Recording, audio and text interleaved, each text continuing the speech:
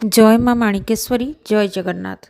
Evening स्नाकिंग पाई आपन को जदि बहुत क्रेविंग होची ताहले एई भलिया गरमा गरम लंका चप आपन को पाई पूरा परफेक्ट रहिबो। सत कहले मीना बजार गले फास्ट फूड स्टॉल जोठारे समस्तंक पाद अटकी जाए सेटा हेउची लंका चप आ मथुरा केक रो स्टॉल ना।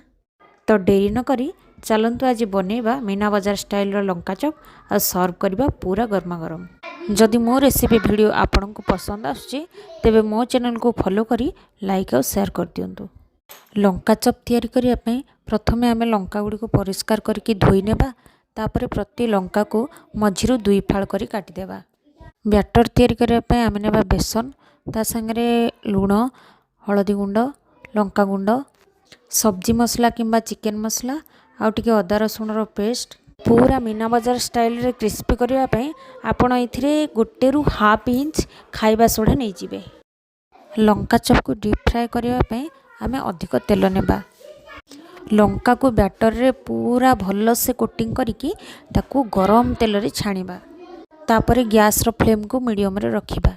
को हाई फ्लेम रे आमे जदी छाणी देबा ताहले सेटा पूरा जळी जिवो। लंका चप को दी पटरू पूरा क्रिस्पी करके आमे छाणी नेबा। ठंडा ही गले जम्मा भी भल लागिबनी ताकू आपण सेमती गरम गरम खाइबे। आ संगरे मु गोटे पियाज को रिंग शेप रो काटी नेची आ गोटे टमाटो को गार्निशिंग करके सजै नेची गोटे गुलाब साइज रो जेमती कि खाइबा लोक को भी पसंद लागिबो।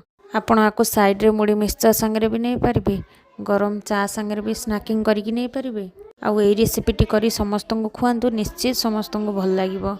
आजिर वीडियो केमती लगिला आपण माने निहाती कमेंट करी जणैबे। मिसिबा आउ गोटे फ्रेश एपिसोड रे आउ गोटे नुआ रेसिपी संगरे।